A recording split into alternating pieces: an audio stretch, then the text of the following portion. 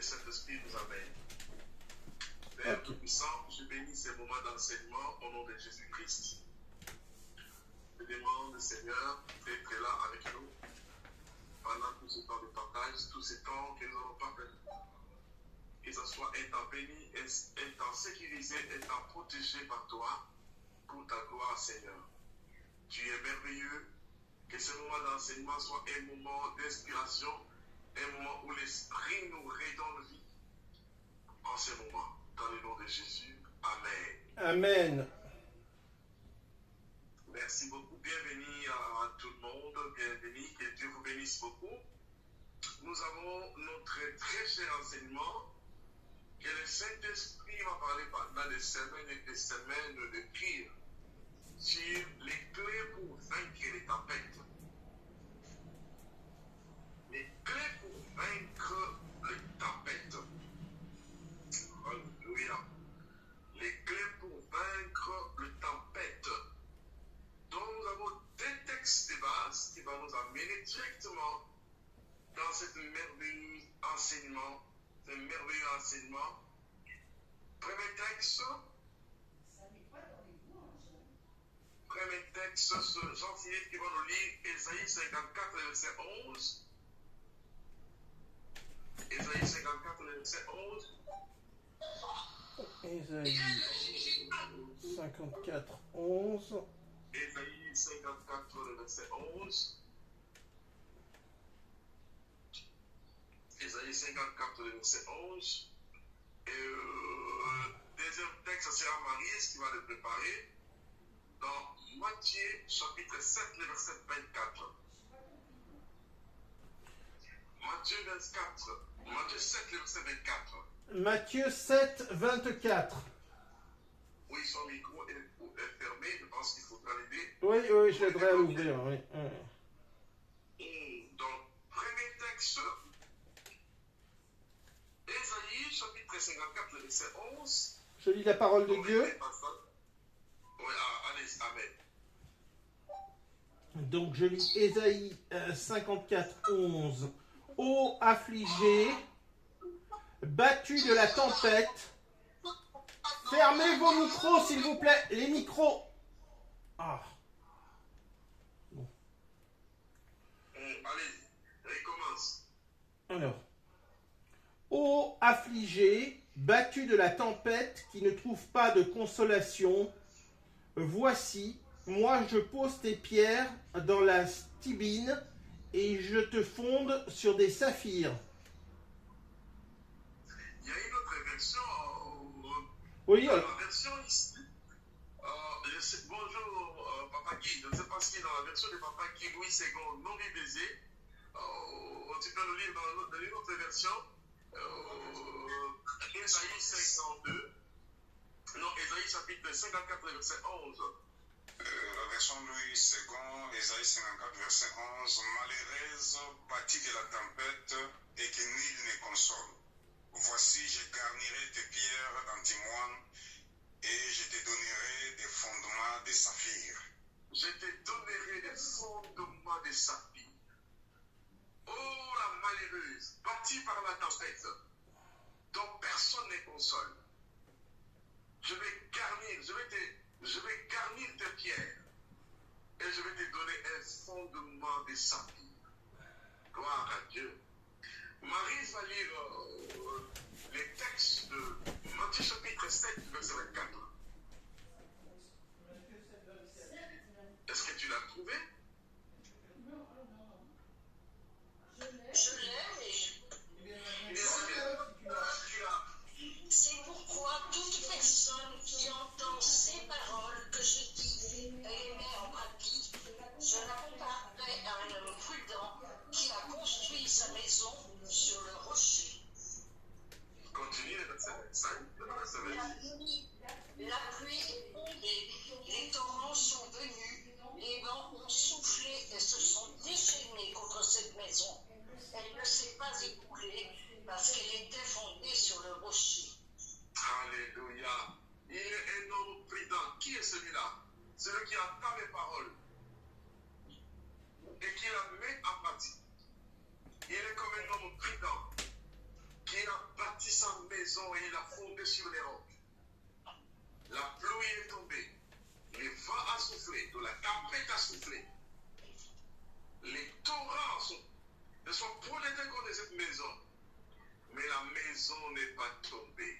La maison ne s'est pas écroulée parce que cette maison était fondée sur les rocs. Alléluia. Merveilleux. Écrivez les 2 points d'introduction. Écrivez ceci. Il y a une aide divine quand l'enfer se déchaîne. Il existe une aide divine. Il existe une aide divine quand l'enfer se déchaîne.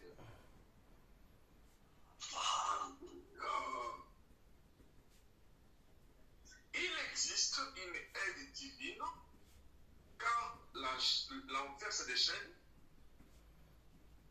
Amen. Voilà. Donc, les 2 jours, on va partager des choses vraiment importantes. Et deuxième phrase que vous allez écrire, les secrets d'une vie bâtis sur la parole. Les secrets d'une vie bâtis sur la parole. Les secrets d'une vie battu. bâtis sur la parole ou établis sur la parole.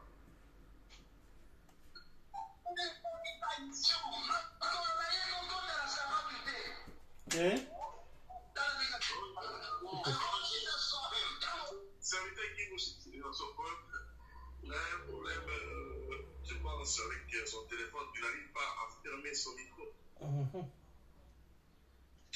Donc, les secrets d'une vie est bâti ou établi sur la parole.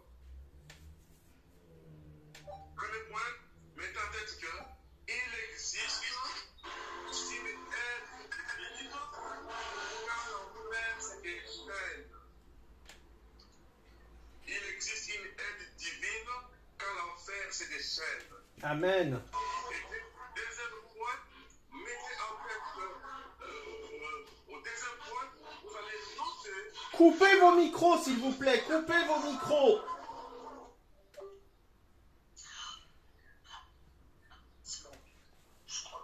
Est-ce que toi, tu n'es pas le bloquer à partir de là, non? Eh ben là, j'y arrive pas. Ça me marque impossible de couper le micro, donc c'est pour ça que j'ai parlé.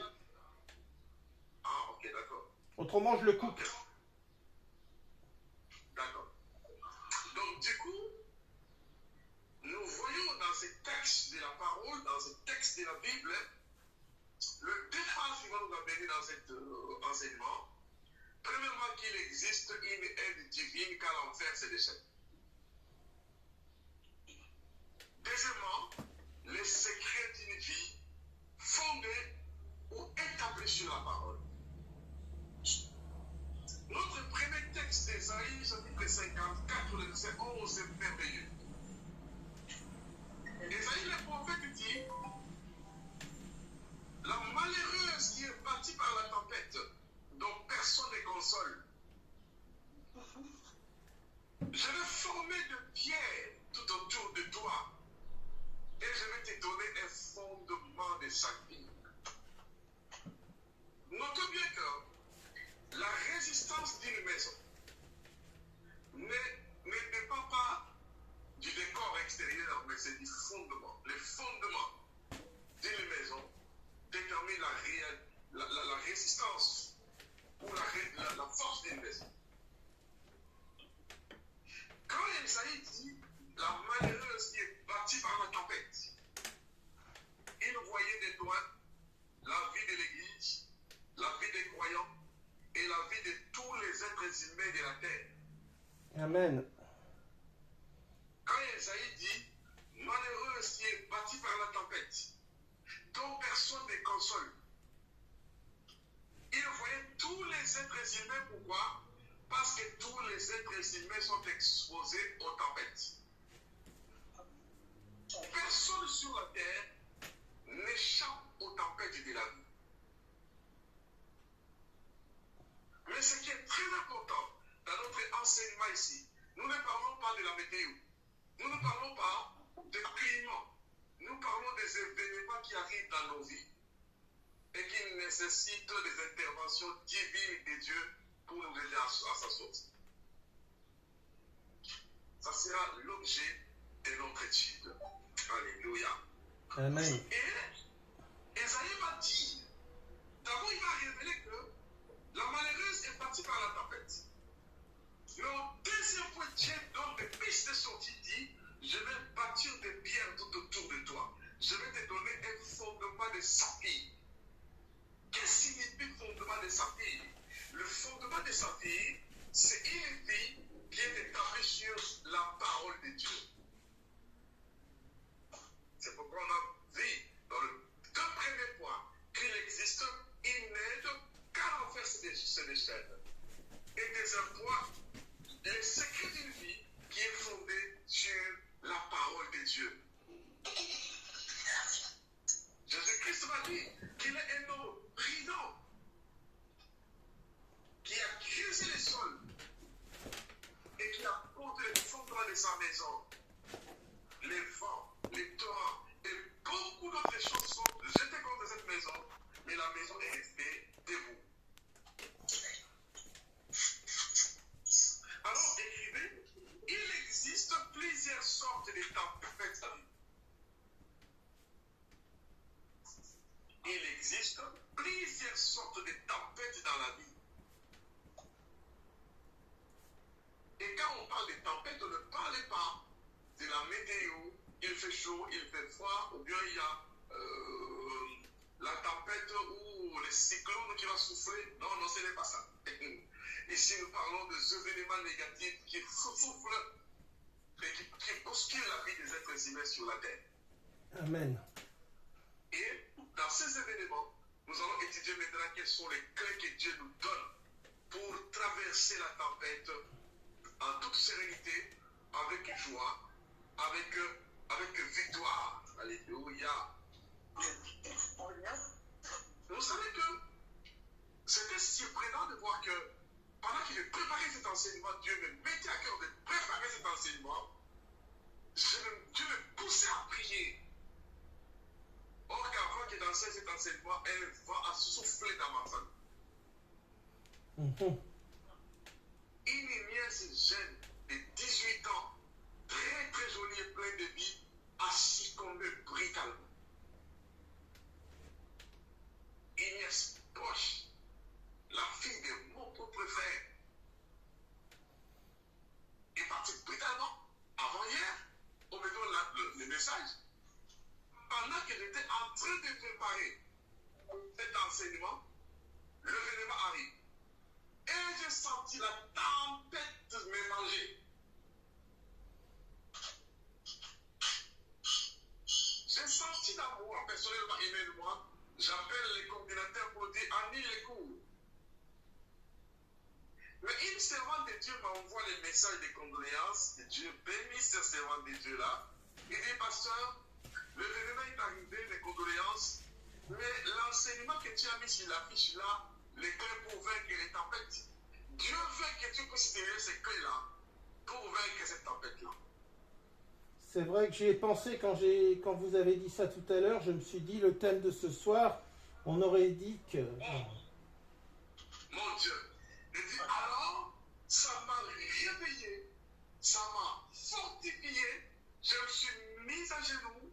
J'ai dit, alors, si tu voulais à tout prix que j'enseigne cet enseignement, c'est parce que tu ne voulais pas que je l'enseigne comme une théorie, mais tu veux que je puisse la vivre et avant de le partager. Les clés pour vaincre les tempêtes.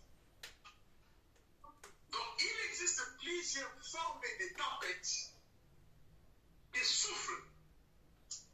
Mais Dieu a dit, je vous donnerai les fondements de saphir. Je vais vous donner les fondements de saphir. Et souvenez bien, le fondement de saphir, c'est la révélation de la parole de Dieu, là où vous établissez votre foi et votre vie. Le fondement de saphir,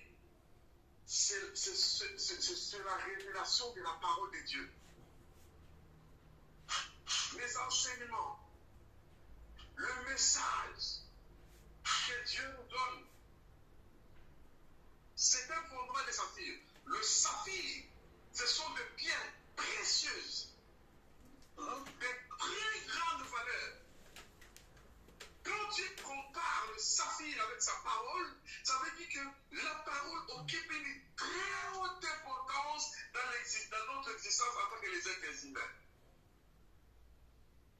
Dieu valorise sa parole dans nos vies et dans nos cœurs. Il dit, malgré la tempête, malgré personne ne viendra te consoler, mais moi je vais vous donner des fondements de saphir. Alléluia. Et Jésus l'a confirmé dans Matthieu 7, 24 à 25, qu'il est comme un homme prudent qui a creusé le sol et qui a posé les fondements sur les rocs. Ça veut dire qu'il y aura des tempêtes, il y aura des vents, mais Dieu a préparé de nous donner un fondement solide dans sa parole pour nous aider à surmonter les épreuves ou les tempêtes. Alléluia. C'est merveilleux. C'est merveilleux. Donc c'est ce que nous allons étudier ces 2 jours. Alors, nous allons établir la liste des tempêtes.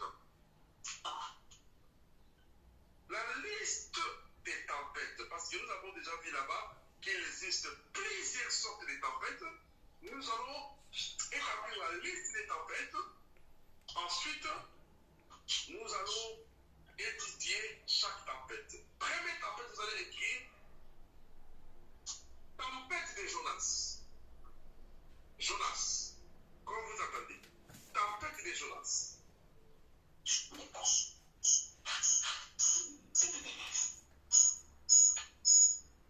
Tempête de Jonas. Deuxième tempête, nous allons voir la tempête des disciples de Jésus. Cela fera notre étude de demain.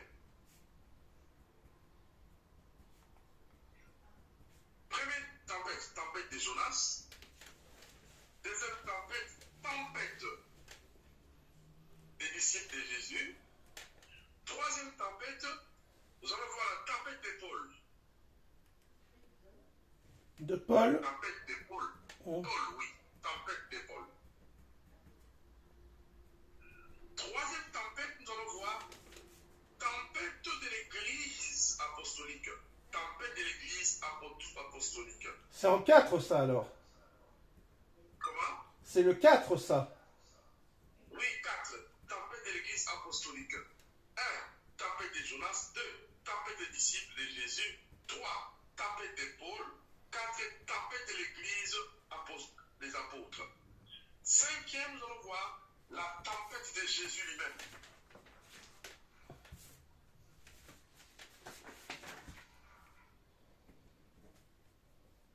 Tempête de Jésus, 5e.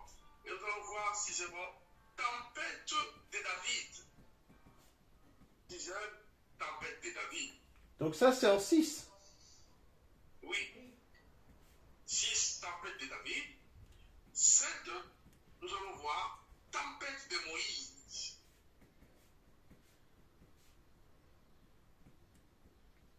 Tempête de Moïse.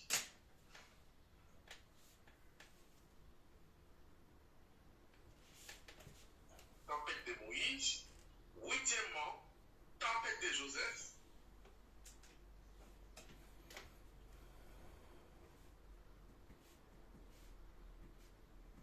Tempête de Joseph.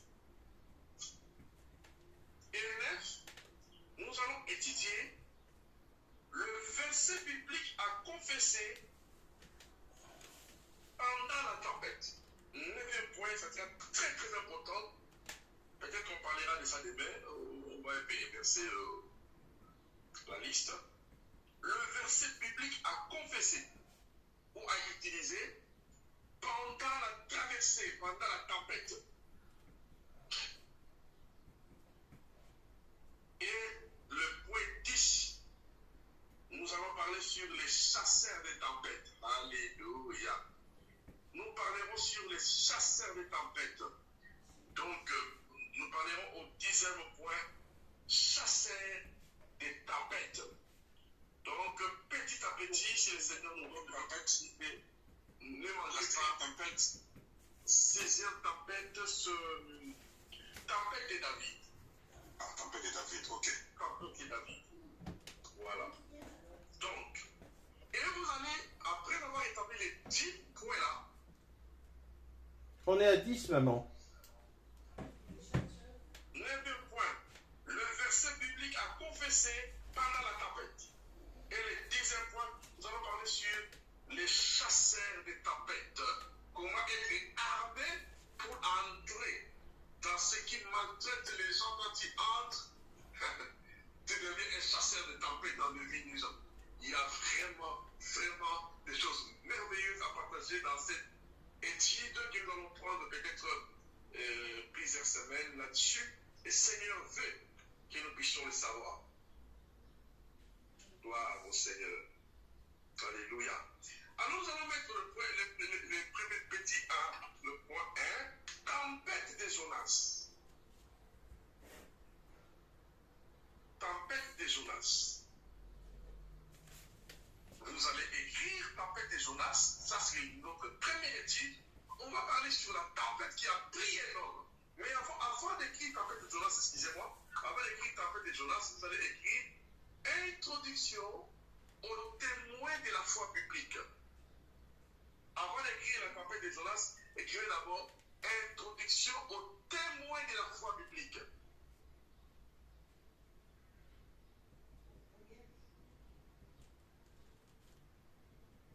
Introduction aux témoins de la foi biblique. De là, nous allons voir l'introduction aux témoins de la foi biblique. Et après, vous allez mettre tempête de Jonas et écrivez les textes. Jonas chapitre 1. Jonas chapitre 1. Alléluia. Jonas chapitre 1, le verset 1er jusqu'au verset, au 10e verset. Je demande, Papa Guy, aidez-moi avec la lecture dans le premier texte et le deuxième texte. Le frère Jean-Philippe va lire Osée chapitre 13, verset 9, après la lecture de Papa Guy. Nous allons étudier la tempête de Jonas en profondeur.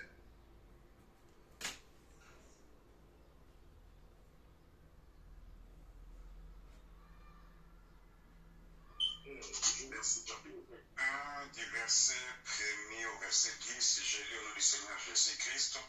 La parole de l'Éternel fut adressée à Jonas, fils d'Amittai, en ces mots. Lève-toi, va à Ninive, la grande ville, et crie contre elle, car sa méchanceté est montée jusqu'à moi.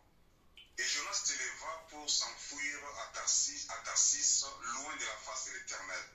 Il descendit à Jaffo et il trouva un navire qui allait à Tarsis. Il paya le prix du transport et s'embarqua pour aller avec les passagers à Tarsis, loin de la face de l'Éternel. Mais l'Éternel fit souffler sur la mer un vent impétueux et il s'éleva sur la mer une grande tempête. Le navire menaçait de faire naufrage.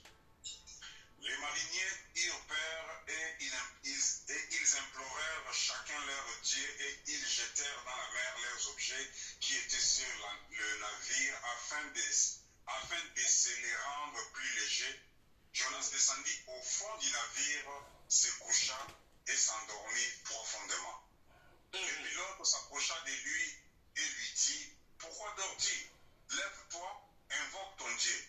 Peut-être voudra-t-il penser à nous et nous ne périrons pas. » Et ils se dirent l'un à l'autre, « Venez et tirons au sort pour savoir à qui nous attire ces malheurs. »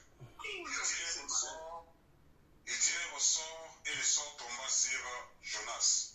Alors il lui dit,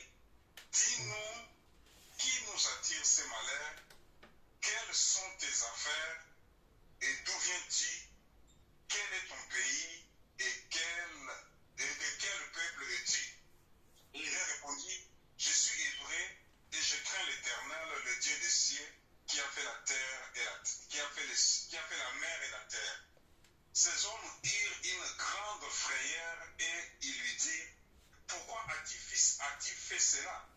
Car ces hommes savaient qu'ils fuyaient loin de la face de l'Éternel parce qu'il leur avait déclaré.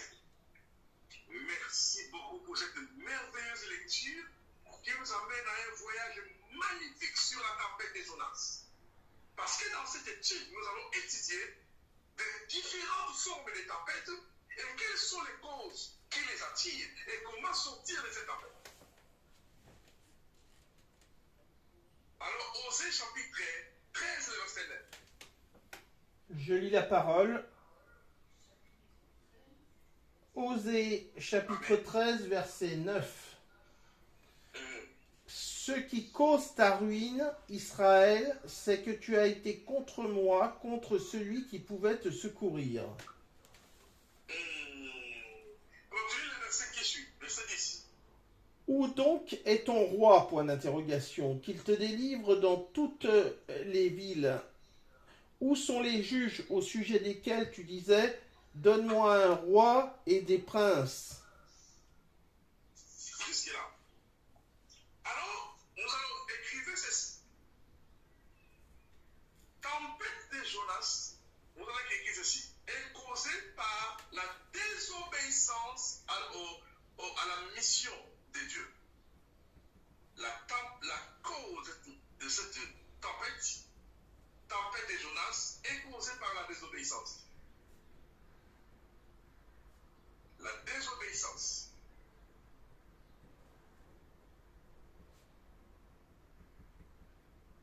La désobéissance au commandement, donc à la mission. Deuxième cause, la tempête de Jonas est causée par la fuite loin de Dieu. La fuite. Donc, une personne qui est en train de fuir la présence de Dieu, parce que là où Gilles vient de lire, la parole dit ce qui cause ton malheur, c'est parce que tu m'as abandonné moi. C'est-à-dire que, deuxième cause, la fuite loin de la présence de Dieu.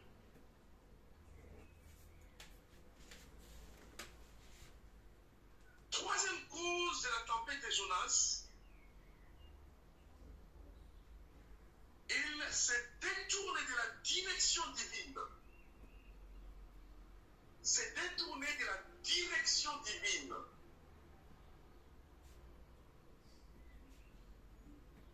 Il se détourne de la direction divine. Tempête de Jonas, parce qu'il se détourne de la direction divine.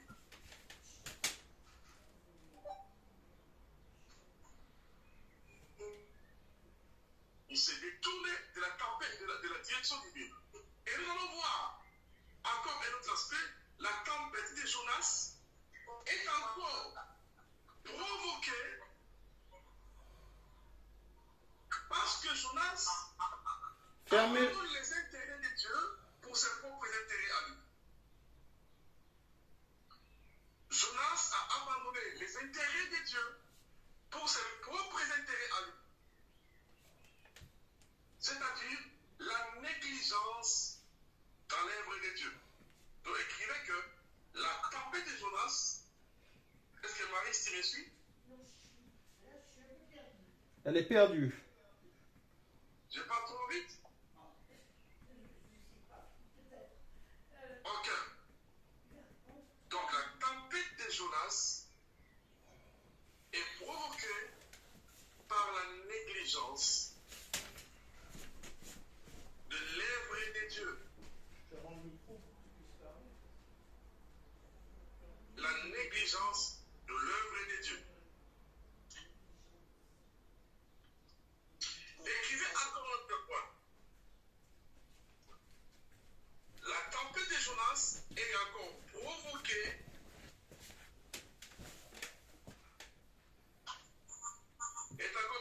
à cause de ses propres affaires. Il a privilégié ses propres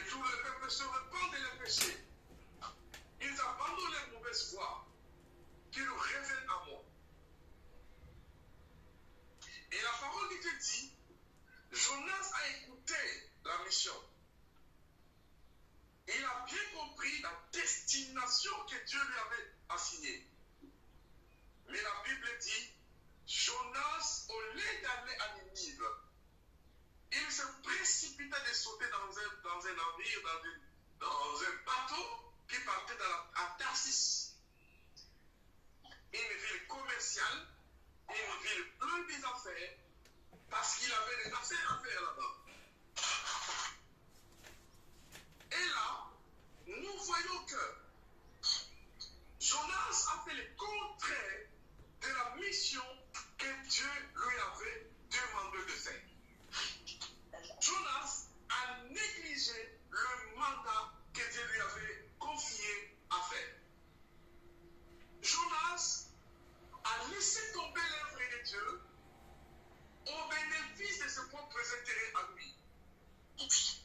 Jonas a pris la direction opposée à la destination que Dieu lui avait indiquée. Notons bien que cette première tempête est très importante, que ça puisse s'asseoir ici dans nos cœurs, que cette tempête n'est pas provoquée par Satan, n'est pas provoquée par des démons, n'est pas provoquée par n'importe qui, mais l'homme lui-même active que les tempêtes arrivent dans sa vie. Quand on fuit la présence de Dieu, quand on abandonne la mission que Dieu nous confie, quand on quitte la direction divine que Dieu prépare pour nous, à partir de là, qu'est-ce qui se passe? Jonas monte à la navire. Il va se cacher jusqu'à côté du cockpit des conducteurs de bateau. Et il se cache là-bas, à l'abri de tous les regards. Mais la Bible dit, Dieu souffla un vent sur la mer. Un vent violent souffla jusqu'à ses dieux. Ils ont jeté dans la mer toutes les marchandises. Et le vent ne s'arrêtait pas. La tempête ne s'arrêtait pas. Ils ont dit, mais qu'est-ce qu'on va encore faire pour que nous puissions survivre? Ils ont dit, appelons tout le monde. Que chacun invoque son Dieu. Tout le monde a prié les dieux. Dieu des bois, Dieu de l'eau, Dieu des fleuves, Dieu du soleil, Dieu des forêts. Venez arrêter la tempête. Mais la tempête ne s'arrêtait pas.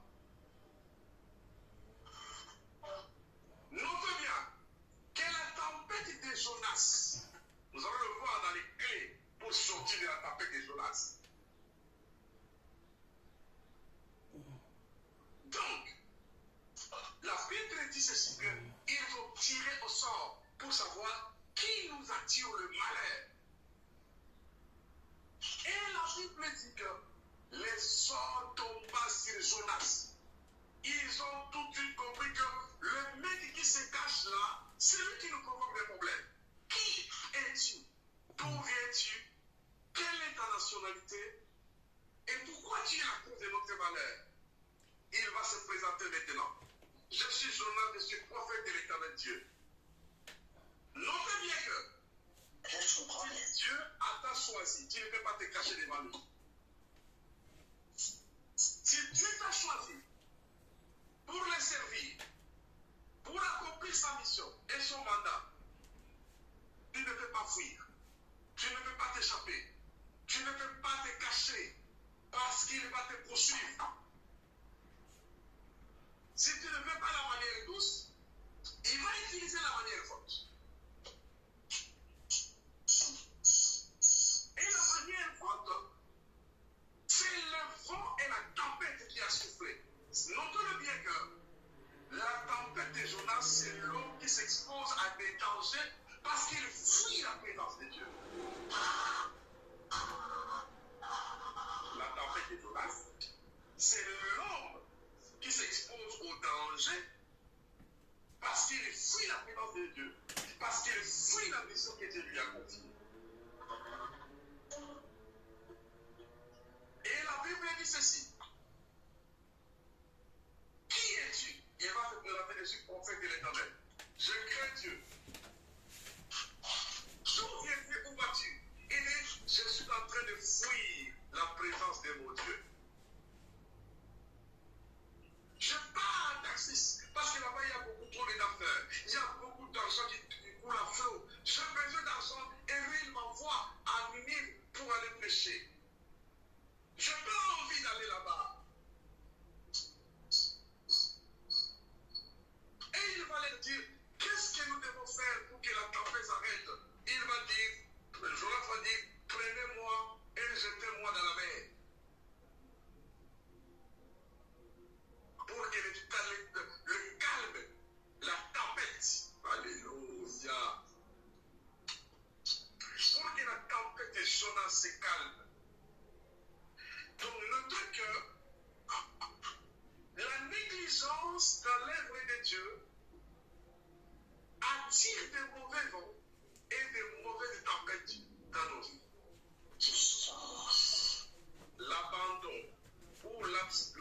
intelligence dans l'œuvre de Dieu attire des tempêtes et des dangers dans nos vies.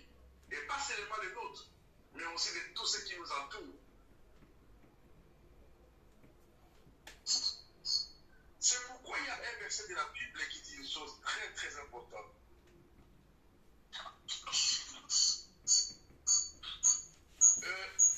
Jérémie chapitre 48, le verset 10. Jérémie chapitre 48, le verset 10, avec notre papa Guy qui nous aide ce soir. Et notre frère JP, vous allez lire Agé, le prophète Agé chapitre 1, verset 8 à 12.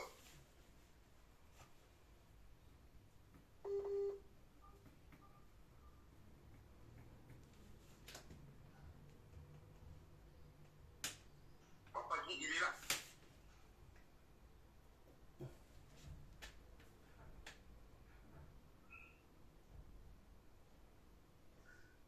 Donc, tu peux commencer d'abord. Ok. Tu peux commencer. Tu peux commencer Jérémie chapitre 49, verset 25. Non. Non, Jérémie chapitre 49. j'ai préparé AG. Oui, commence avec Agé. D'accord. Chapitre 1, verset 8 à 12. Alors, Marie, toi, tu prends directement comme je vois que papa est absent. Prenez Jérémie 48, verset 10. Jérémie 48, 10, maman. Ok. Alors, moi, je lis la parole de Dieu sur AG 1, les chapitres, les versets 8 à 12. Montez sur la montagne, apportez du bois et bâtissez la maison. Commencez le verset 5. Non, attendez, verset 5. Ok. Commencez le verset 1er pour une bonne lecture, parce que la bonne compréhension, c'est à partir du verset 1er. Pour une bonne compréhension. Ok. Alors, la seconde année du roi Darius, le premier jour du 6e mois, la parole de l'Éternel fut adressée par Agé, le prophète, à Zorobabel, fils de Shealtiel, gouverneur de Juda, et à Josué, fils de Jotsadak, le souverain sacrificateur, en ces mots. Ainsi parle l'Éternel des armées. Ce peuple dit, le temps n'est pas venu, le temps de rebâtir la maison de l'Éternel. C'est pourquoi la parole de l'Éternel leur fut adressée par Agé, le prophète, en ces mots. Est-ce le temps pour vous d'habiter vos demeures lambrissées, quand cette maison est détruite? Point d'interrogation. Ainsi parle maintenant l'Éternel des armées. Considérez attentivement vos voies. Vous semez beaucoup et vous recueillez peu. Vous mangez et vous n'êtes pas rassasiés. Vous buvez et vous n'êtes pas désaltérés. Vous êtes vêtus et vous n'avez pas chaud. Le salaire de celui qui est à gage tombe dans un sac percé. Ainsi parle l'Éternel des armées. Considérez attentivement vos voies. Montez sur la montagne, apportez du bois et bâtissez la maison. J'en aurai de la joie et je serai glorifié, dit l'Éternel. Vous comptiez sur beaucoup et voici vous avez eu peu. Vous l'avez rentré chez vous, mais j'ai soufflé dessus. Pourquoi, dit l'Éternel des armées? À cause de ma maison qui est détruite, tandis que vous vous empressez chacun pour sa maison. C'est pourquoi les cieux vous ont refusé la rosée et la terre a refusé ses produits. Merci beaucoup, vous avez une meilleure lecture. Alors, Marie va lire 48, Jérémie 48, le verset 10. Alors, attendez, il faut que j'ouvre son micro. Ok.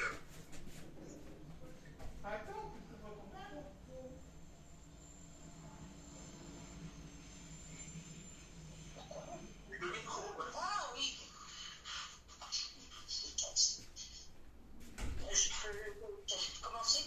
Maudit soit celui qui accomplit l'œuvre de l'Éternel. Maudit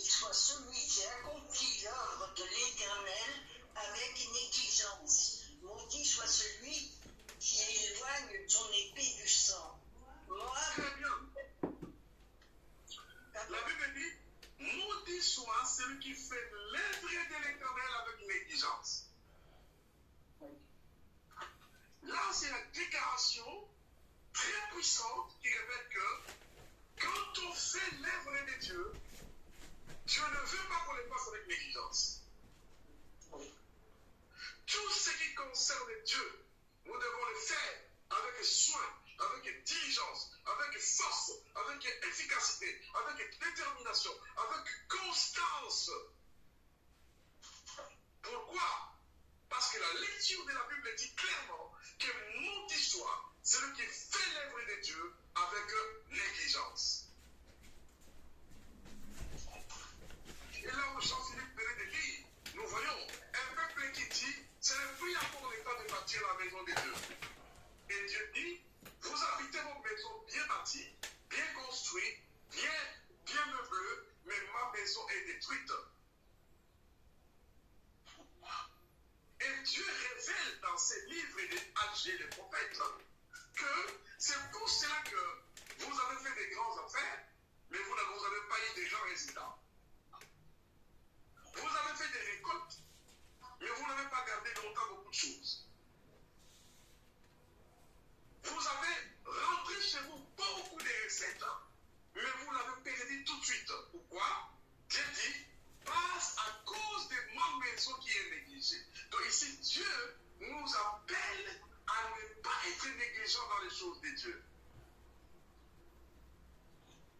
Pourquoi Jonas est entré dans la tempête? Parce qu'il est en train de fuir ses responsabilités. Il est en train d'abandonner l'œuvre de Dieu. Il est en train de se détourner de la direction de l'œuvre du Seigneur et il ne voulait prendre ses propres intérêts à lui.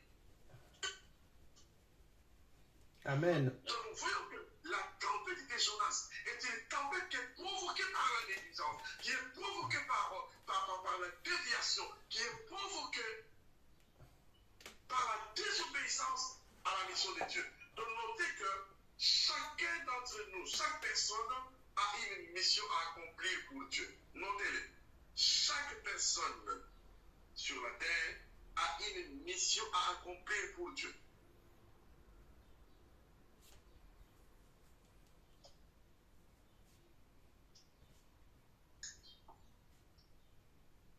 Chaque personne a une mission à accomplir pour Dieu sur la terre.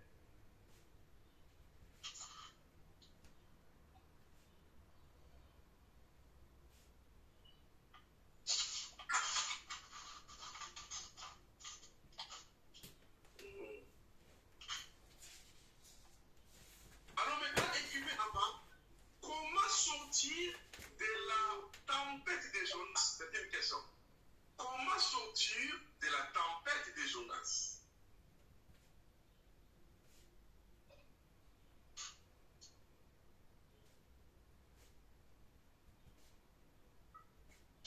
Comment sortir de la tempête de Jonas? Là, on va donner des éléments pour sortir de la tempête de Jonas. Premièrement, il faut être conscient de son erreur, de sa négligence. Premier élément de réparation. C'est-à-dire qu'il faut être conscient ou consciente de sa désobéissance envers Dieu.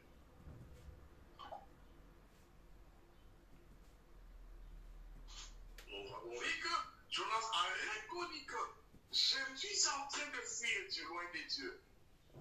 J'ai désobéi au principe que Dieu m'avait donné. Être conscient de sa désobéissance et se repentir, demander pardon sincèrement devant Dieu. C'est en deux, non? Non, on est toujours en un. On remet de cause coulée. C'est-à-dire que première, comment sortir de la tempête de Jonas? Premièrement, être conscient et consciente de sa désobéissance au commandement de Dieu. De sa désobéissance à la mission que Dieu l'avait confiée.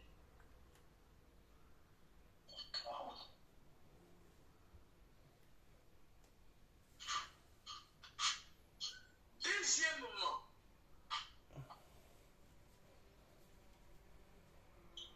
prier.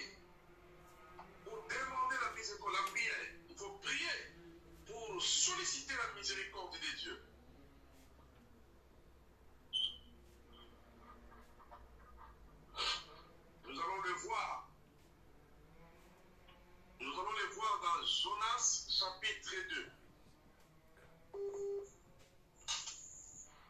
Jonas chapitre 2.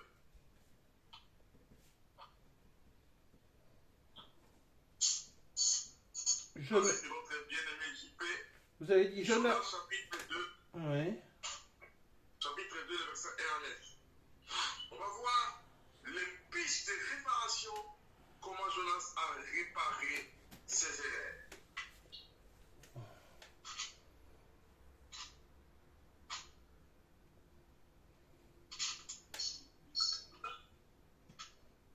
Jonas chapitre 2, verset 1 à 9.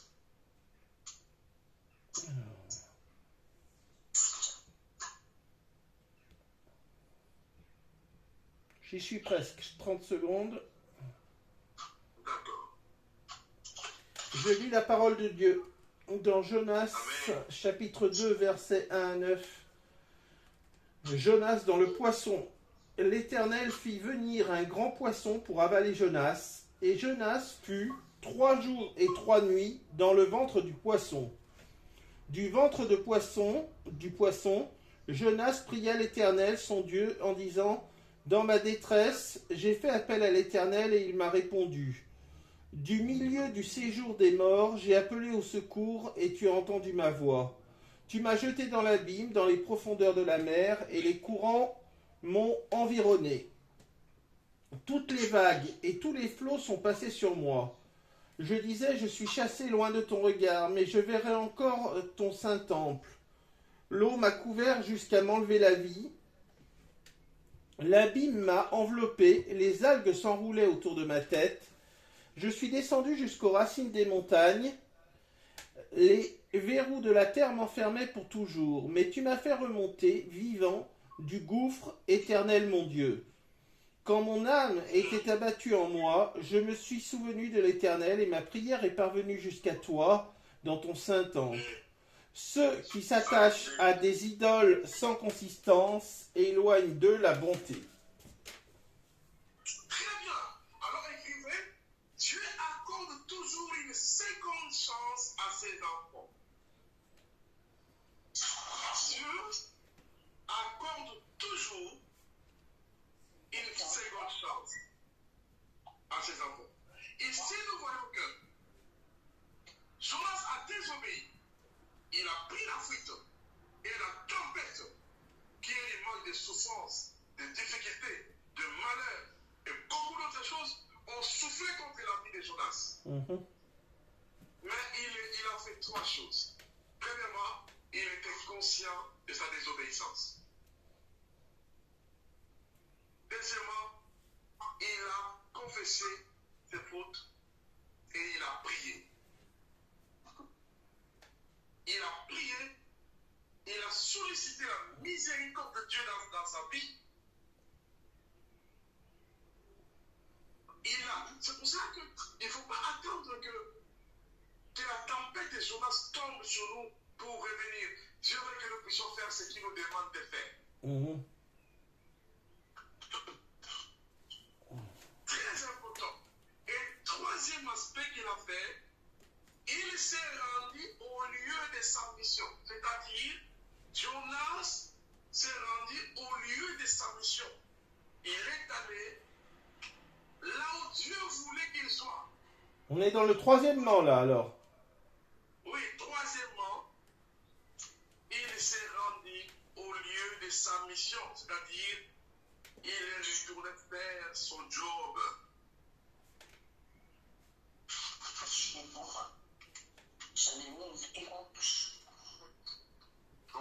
Troisièmement, il est parti, il s'est retrouvé au lieu que Dieu avait choisi. Ça veut dire que nous, en tant que chrétiens, la vie de Jonas nous révèle que quand on a commis des erreurs, quand on a fait certains égarements envers Dieu ou envers nos semblables, il faut revenir à la conscience et apprendre à réparer. Écrivez la réparation. Donc, la réparation envers Dieu, la réparation envers nos semblables.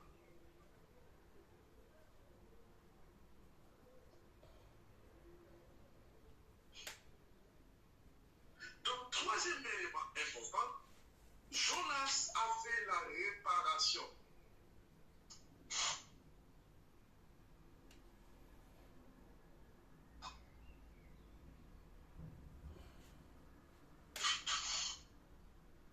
Alléluia. La réparation. Et quelle est la promesse que Dieu donne par rapport à la réparation? Lamentation, chapitre 3, versets 22 à 23. Lamentation, chapitre 3, les versets 22 à 23. Je peux trouver ça rapidement.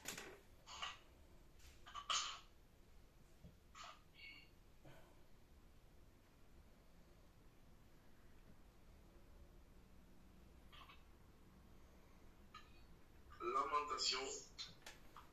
Je lis la parole. Lamentation, j'ai dit combien? Pardon? Je lis la parole. Lamentation, chapitre 3, verset 22 à 23. À 23, ok.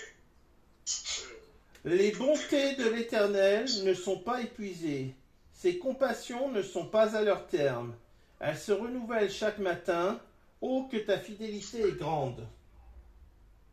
Très bien. C'est-à-dire que Jonas a fait la réparation. Il a bien identifié ce qui a causé sa perte, ce qui a attiré la tempête dans sa vie et dans la vie des autres.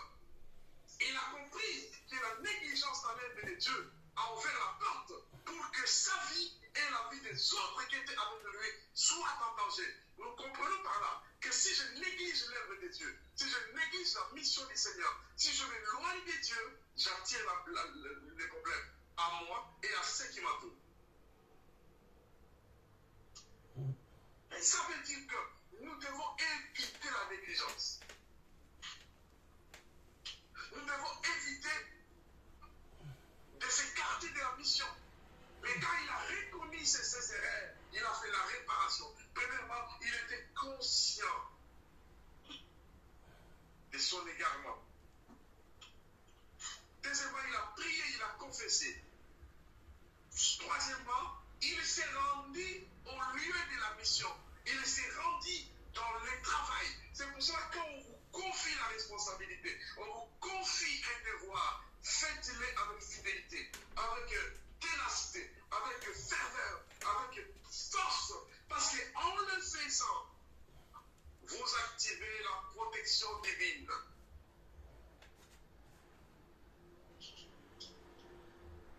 Alléluia. Jonas a cherché à réparer. Donc la tempête de Jonas s'arrête avec les trois formules-là. Être conscient qu'il était désobéissant. Être conscient que je n'ai pas fait ce que le Seigneur m'avait assigné de faire. Être consciente que je désobéis au commandement de Dieu. Être consciente que je n'ai pas fait ce que je devais faire. Et deuxième aspect, prier et demander la grâce de Dieu.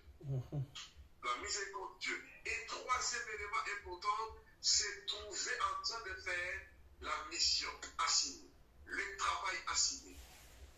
Et notez bien, l'œuvre de Dieu ouvre les portes de nos bénédictions.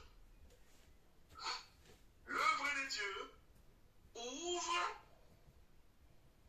les portes de bénédiction et ferme les tempêtes, donc bloque les tempêtes.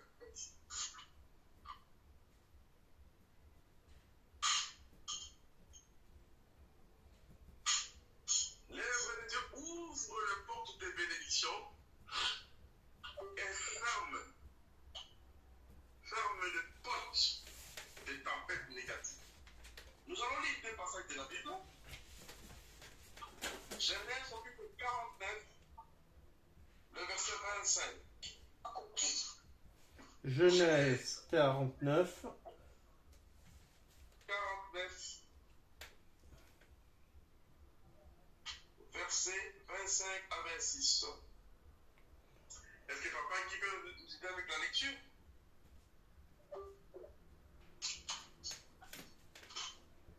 Ah, ok.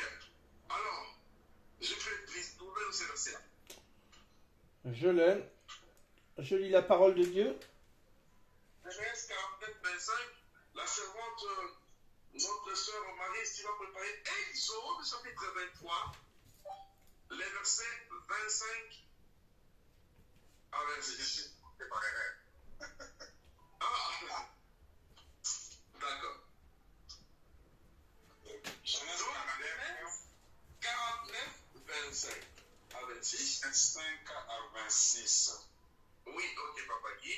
Et ma sœur Marie va préparer Exode, chapitre 23, le verset 25 à 26 aussi.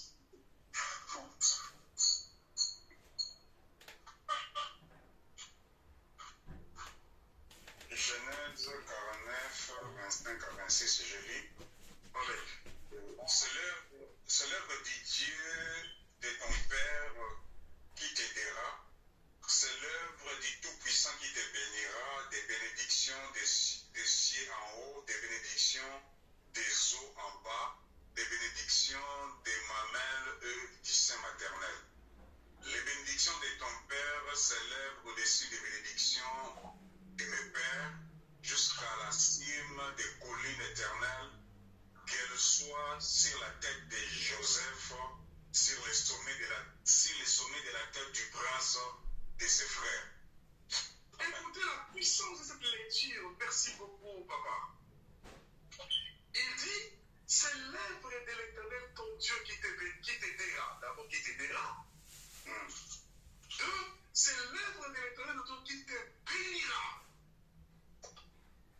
Que les bénédictions du ciel, des bénédictions de la terre, de bénédictions du sein maternel, de bénédictions de rois, des nations, et de bénédictions de ton Dieu s'élèvera au-dessus même des bénédictions de mes pères.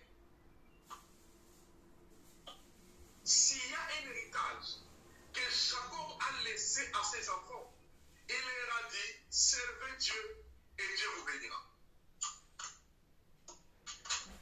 Servez Dieu.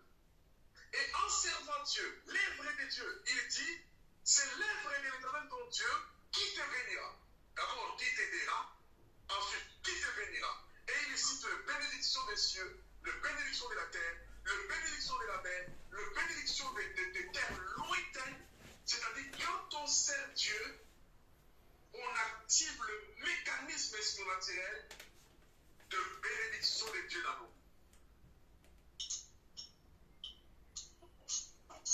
Donc, retenez qu'on a parlé sur la tempête de Jonas, que la négligence à l'œuvre de Dieu, la négligence au mandat, la fuite de nos responsabilités ouvre la porte à la destruction.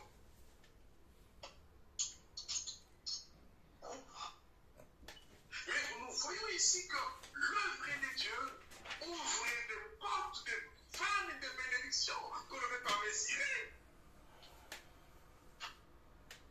Nous avons vu dans la lecture avec notre serviteur Papa Guy qui a dit que Dieu a dit c'est l'œuvre de l'Éternel ton Dieu qui t'aidera. Quand on a la révélation de ce que l'œuvre de Dieu rend dans nos vies, car spirituellement, on le fait avec zèle, on le fait avec persévérance, on le fait avec fermeté, ténacité forte, contre les vents et marées. C'est pourquoi l'apôtre Paul a dit que l'occasion soit favorable ou non. Prêche l'évangile. Pourquoi? Parce que ici, on nous dévoile les secrets que l'œuvre de Dieu fait. Quelle belle lecture dans Genèse, chapitre 49, 25 à 26. Dieu dit, l'œuvre de l'Éternel, ton Dieu te bénira. L'œuvre de l'Éternel, ton Dieu t'aidera. Des bénédictions des cieux, des bénédictions de la terre, des bénédictions de la mer, des bénédictions de mes pères, des bénédictions qui vont dépasser même les bénédictions de mes pères. Quand il parle de ses pères, il parle d'Abraham, d'Isaac. Notez bien,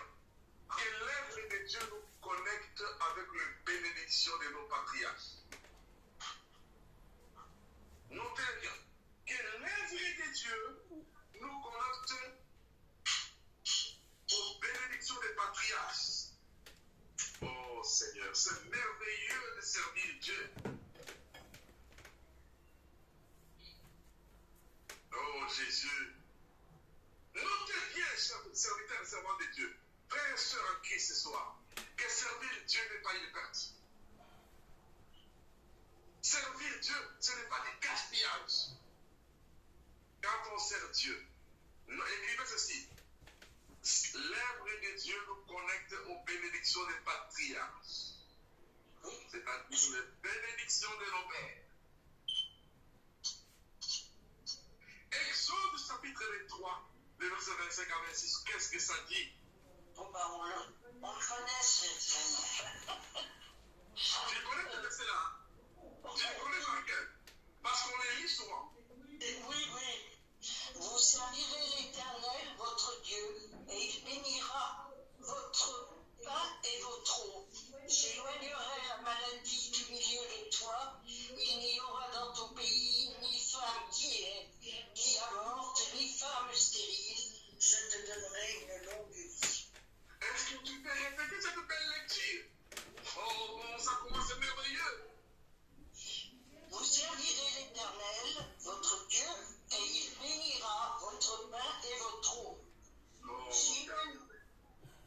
J'éloignerai la maladie du milieu de toi.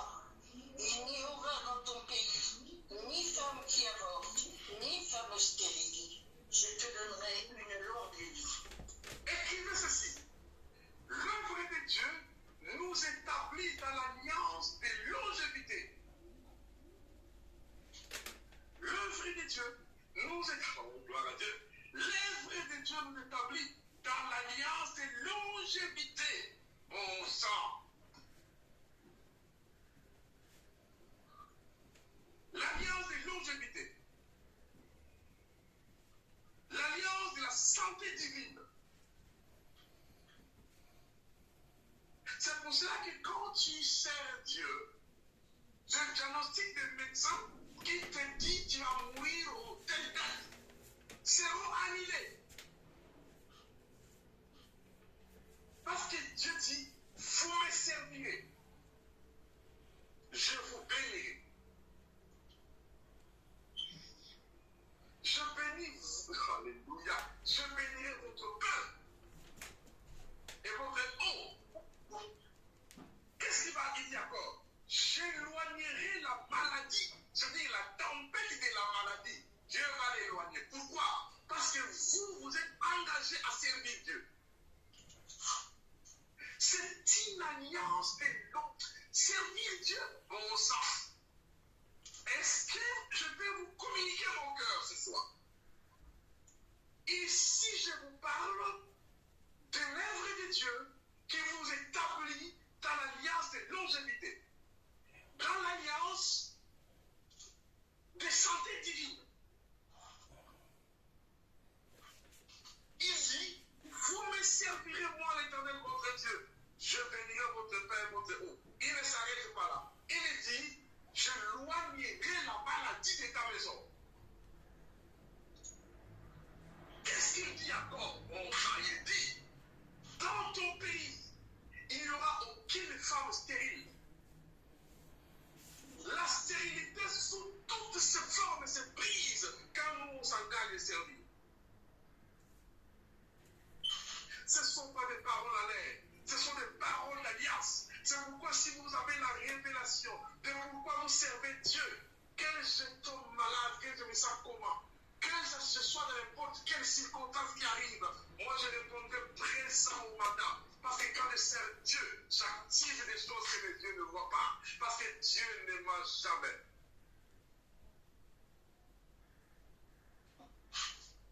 J'éloignerai la maladie. Je bénirai votre eau et votre pain. Je briserai la stérilité et toute la promesse que tous les hommes riches, paieront cher pour avoir ça. Il dit, Dieu dit, je vous donnerai de longues années sur la terre.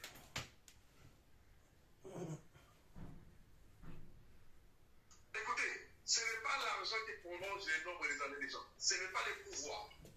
Mais c'est une alliance. Et si on nous parle, Dieu nous établit dans l'alliance de longévité liée au service. Quand je je sers Dieu maintenant. Vous savez, depuis avant-hier, je ne fais que pleurer à mort. Donc, je sentais que je me vidais de mon énergie à pleurer à mon enfant. Mais aujourd'hui là, j'écris ici devant vous que je suis en train de servir. Parce qu'en servant, j'active des choses dans les plans spirituels. Quand vous servez Dieu, vous ne perdez pas. Dans la lecture là où la sœur Marie nous a mis, nous voyons que Dieu donne combien de promesses? 1. Il bénit le pain, il bénit les autres. 2. Il éloigne la maladie. 3. Il brise la stérilité. 4. Il nous donne de longues années de vie sur la terre. 4 bénédictions liées au service de Dieu. Nous allons ajouter un autre aspect, une autre promesse sur le service dans Ésaïe chapitre 54, le verset 16 à 17. Je peux aider nous avec la lecture s'il te plaît. Ésaïe chapitre 54, je ne vais pas dépasser l'heure aujourd'hui. Ésaïe chapitre 54, le verset 16 à 17. J'y suis, mon pasteur. Allez-y, par Dieu. Voici, j'ai créé l'ouvrier qui souffle le charbon au feu et qui fabrique une arme par son travail. Mais j'ai créé aussi le destructeur pour la briser. Toute arme forgée contre toi sera sans effet, et toute langue qui s'élèvera en justice contre toi, tu la condamneras. Tel est l'héritage des serviteurs de l'Éternel, tel est le salut qui leur viendra de moi, dit l'Éternel. Alléluia. Dieu dit toute arme forgée contre mon serviteur. Là, il parle de l'alliance des services. Toute arme forgée contre moi, celui qui me sert, Dieu s'engage à briser toutes les armes érigées contre vous. Il parle de l'alliance des services. C'est-à-dire que vous êtes établis sur une alliance des services qui développe des événements surnaturels que vous n'avez pas d'idée. L'œuvre de Dieu ne nous bénit pas seulement, mais l'œuvre de Dieu engage Dieu dans notre combat.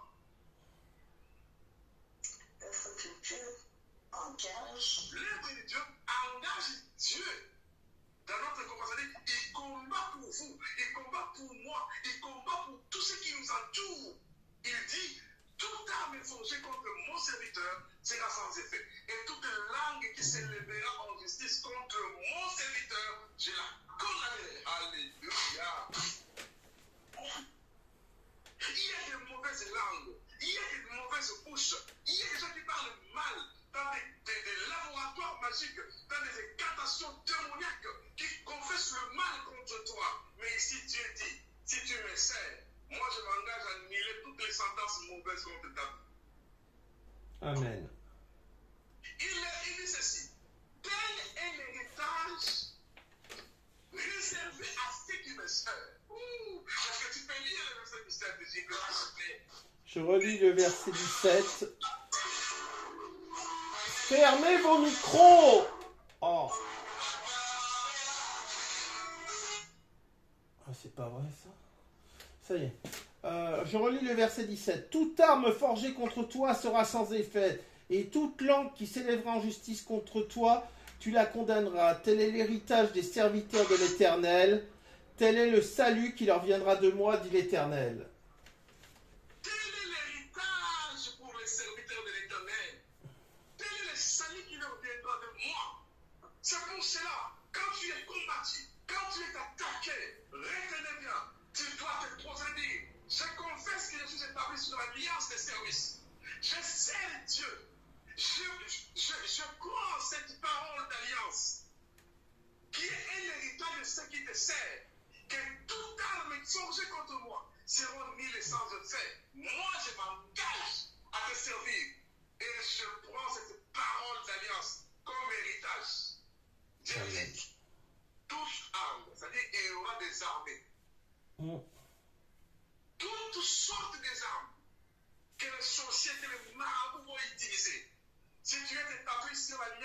service, révélé que ces armes-là seront détruites pendant que tu vas dormir.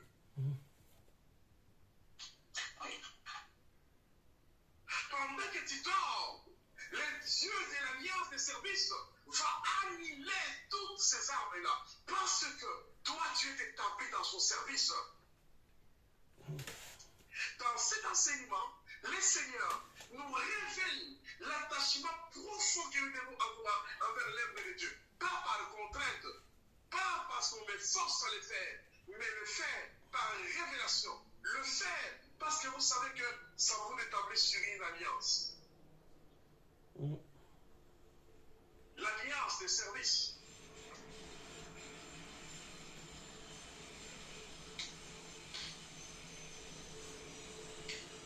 Donc cette alliance d'Ésaïe chapitre 56 nous révèle l'important.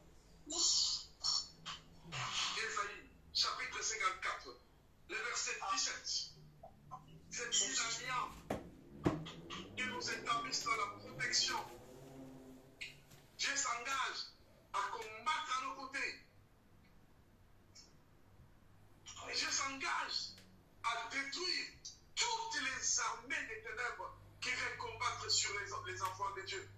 C'est-à-dire que ces versets nous rappellent que cette alliance nous amène à la compréhension de l'importance de l'œuvre de Dieu. Amen. Si nous servons Dieu avec ténacité, avec fermeté, avec persévérance, avec résistance, si nous les servons, retenez-le que nous servons dans une alliance efficace, dans une alliance puissante. C'est pourquoi écrivez ceci. Écrivez ceci. Notez ces deux déclarations. Quand nous travaillons pour Dieu, Dieu aussi travaille pour nous. Quand nous servons Dieu ou nous travaillons pour Dieu, Dieu aussi il travaille pour nous. Dieu et ses anges œuvrent en notre faveur si nous servons le Seigneur. Dieu et ses anges. Dieu et ses anges, ils s'engagent à nous servir aussi.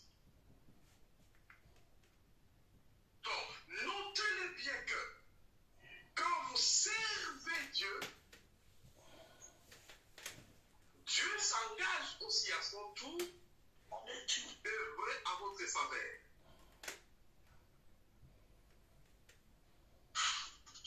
Très important. Donc comprenez très très bien que quand vous servez Dieu, Dieu s'engage aussi à travailler pour vous, Amen. à servir pour vous, à combattre pour vous. Ultra important. Donc retenez ça. C'est très important de comprendre que quand vous servez Dieu, Dieu s'engage aussi à œuvrer à votre avantage. Donc ce soir, écrivez les 5 déclarations.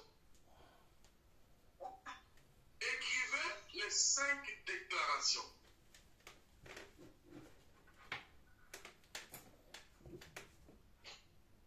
Écrivez les 5 déclarations. 1.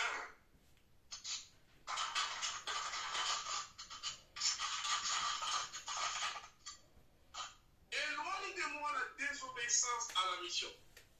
Écrivez. Éloigne de moi la désobéissance à la mission, ou à ta mission. À ta mission. C'est-à-dire là, tu dévies totalement les tempêtes de Jonas. Donc, éloigne de moi la désobéissance à ta mission. Deuxième déclaration. Deuxième déclaration,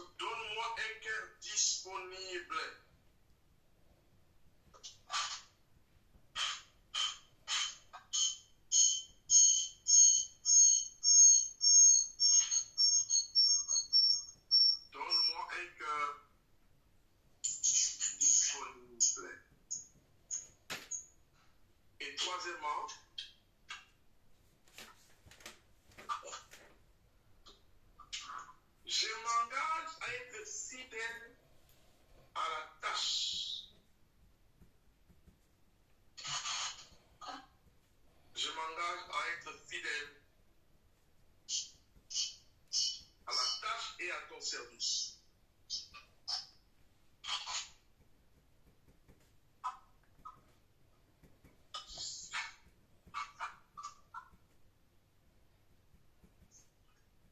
Je m'engage à être fidèle dans ton service. Et quatrième point,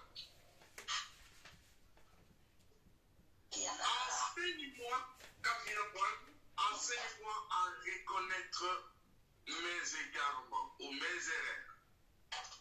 C'est une attitude que Jonas avait. Enseigne-moi à reconnaître mes égarements et mes erreurs.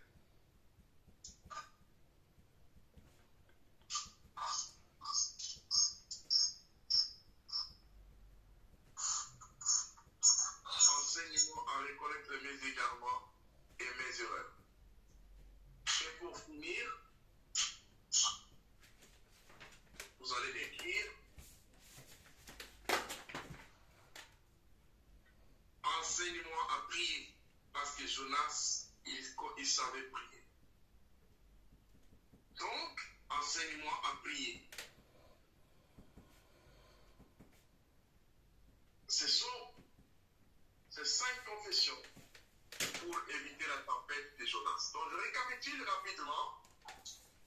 On a parlé des clés pour vaincre les tempêtes. Nous avons parlé qu'il existe plusieurs sortes de tempêtes. On a enregistré 10 sortes de tempêtes. On a parlé des tempêtes de Jonas, tempête des disciples de Jésus, tempête de Paul, tempête de l'église primitive des apôtres, tempête de Jésus, tempête de David, tempête de Moïse, tempête de Joseph. 9. Le verset biblique a confessé pendant la tempête. Et 10. On a parlé sur les chasseurs des tempêtes. On n'a pas parlé, mais on a listé. Et aujourd'hui, on a parlé de la tempête de Jonas. On a vu que la tempête de Jonas consiste à souffrir dans sa vie et dans la vie des autres parce que Jonas a fui la mission que Dieu lui avait confiée, parce que Jonas a fui la présence de Dieu, parce que Jonas a abandonné la présence de Dieu, a abandonné la maison de Dieu, a abandonné la tâche de l'œuvre de Dieu, et on a vu que la tempête de Jonas est créée par la désobéissance. On a vu ensemble avec vous, comme la Bible l'a dit, dans Jérémie 48, verset 10, que maudit soit celui qui fait l'œuvre de l'Éternel avec négligence. On a vu avec vous que celui qui fait l'œuvre de Dieu avec négligence ouvre des portes pour que des mauvaises vents et des mauvaises tempêtes viennent. On a vu ensemble avec vous que Jonas a réparé ses erreurs. Il était conscient qu'il a mal fait de fuir la responsabilité. Deuxièmement, il a prié pour demander pardon. Troisièmement, il a réparé en se retrouvant en train de faire la mission que Dieu lui avait consigné de faire. Et on a vu que quand on fait l'œuvre de Dieu active des bénédictions d'un prix inestimable dans nos vies. C'est notre enseignement de ce soir. Et le Seigneur Dieu Tout-Puissant vous donne un fondement de saphir. Vous donne que votre vie soit établie sur la parole de Dieu. Jésus l'a dit dans Matthieu 7, 24 à 25. Il est comme un homme brillant qui a creusé le sol et qui a posé sa vie sur la parole. Qui est cet homme-là? Cette personne qui aime la parole de Dieu. Cette personne qui établit sa vie, sa famille, son ministère, ses affaires sur l'autorité de la parole de Dieu, quelle que soit la tempête. Dieu a dit, je vous donnerai un fondement de saphir. La parole de Dieu est un fondement solide.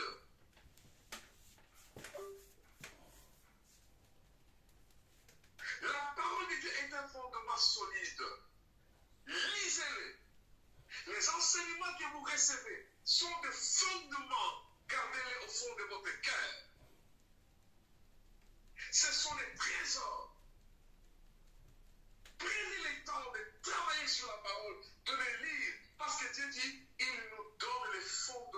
sa fille. Ça veut dire que ces paroles, alléluia, ont un pouvoir de nous garder fermes dans la tempête. Soyez bénis au nom de Jésus le Christ. Amen. Alléluia. Je vais demander à notre papa, le frère, notre papa serviteur de Dieu, Papa Guy, de faire une prière. Saint-Esprit me demande de demander à notre papa Guy de prier pour la parole de Dieu de ce soir. Ok, notre Dieu, notre Père, nous te disons merci pour cet enseignement de cette soirée. Merci infiniment, Père éternel, parce que nous avons été nourris, car la bête de l'homme ne vit pas seulement des pains, mais aussi de toute parole, Seigneur, qui vient de toi. Et nous voulons te rendre grâce, Père éternel, pour cet enseignement merveilleux, Seigneur, de cette soirée. Merci infiniment, éternel, pour ton serviteur que tu as disposé, Père éternel, qui en pratique, Seigneur, traverse les tempêtes, mais Seigneur, dans cette tempête, Seigneur, il s'est levé, Seigneur, pour nous enseigner, Père éternel, comment vaincre les tempêtes de la vie. Merci infiniment, Père éternel, car tu ne fais rien au hasard. Nous te disons merci, Père éternel, et nous prions, Seigneur, que les 5 déclarations de cette soirée, Père éternel, que nous puissions, éternel, les appliquer dans notre vie quotidienne, dans notre ministère, dans l'œuvre que nous effectuons pour toi, Seigneur des armées. Aide-nous, Père éternel, aide-nous, Seigneur, à ne pas suivre l'exemple de Jonas. Nous voulons être, Seigneur des armées, ceux qui écoutent ta parole, ceux qui reçoivent la mission et l'exécutent, Père éternel. Aide-nous, Seigneur, à ne pas fuir, Seigneur des armées, la mission que tu nous accordes, Seigneur des armées. Nous te disons merci encore. Bénis ton serviteur, Seigneur. Bénis sa famille, bénis son ministère. Et soutiens, Seigneur des armées, la famille dans ces temps difficiles, car tu es laissé pour qu'il ne manque jamais dans les temps difficiles. Nous te rendons grâce pour cette soirée. Au nom puissant de Jésus. Amen. Amen. Merci beaucoup. Que ce soit, Dieu veut que nous établissions tous dans l'alliance des services. Quand on sait ce que l'œuvre de Dieu nous amène, on s'accroche, on persévère, on se donne à fond. Parce que si on est tapé sur l'alliance des services, il y a beaucoup à gagner dans l'œuvre du Seigneur. Soyez bénis ce soir au nom de Jésus-Christ. Que Dieu regarde tous. On se verra demain et demain nous parlons sur la tempête des disciples. On a beaucoup de choses dans le témoin. Demain, je serai absent. Est-ce que je peux avoir l'enregistrement, oui. Je pense que tu vas l'enregistrer ou pas? Parce qu'il ne faut pas y laisser la... Normalement, oui, si tout va bien, j'enregistre. Ok. Mais la fois passée, JP avait promis, mais... Oui, mais il y a des fois, il y a des bugs techniques et j'y peux rien. Là, par exemple, aujourd'hui, ça a bien enregistré, mais il y a des fois où... Voilà. Ok, d'accord. En tout cas, faisons demain, je prie vraiment que ça marche pour que nous puissions garder cet enregistrement pour notre papa bien. Que le Seigneur vous bénisse beaucoup pour cette soirée. Au revoir.